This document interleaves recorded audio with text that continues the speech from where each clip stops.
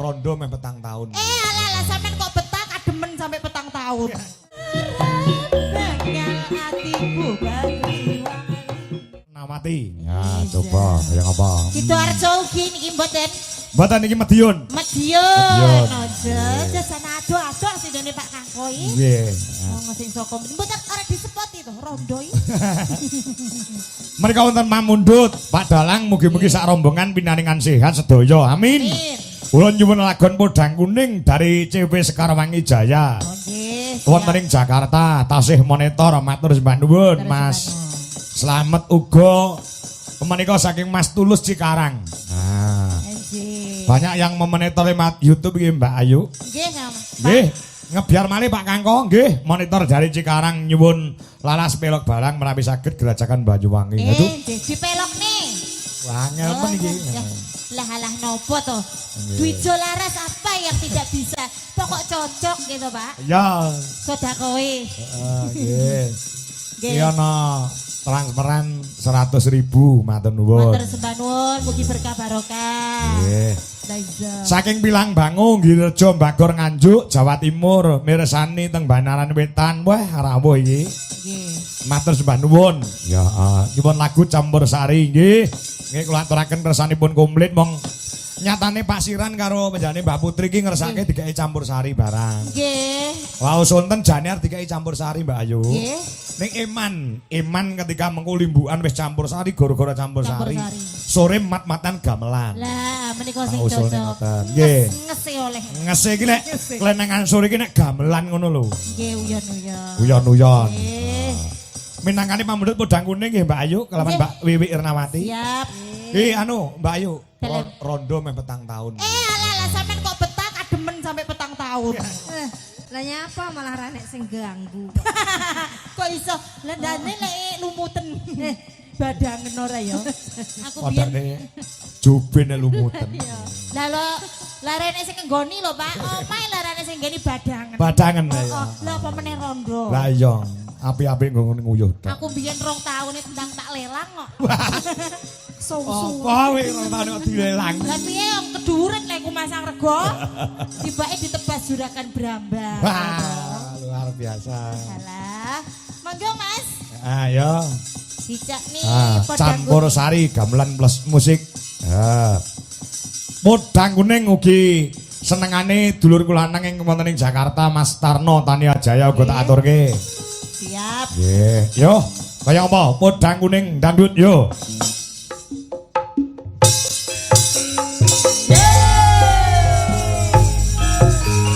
Yang kedua digarap Samboyo Mas Farel.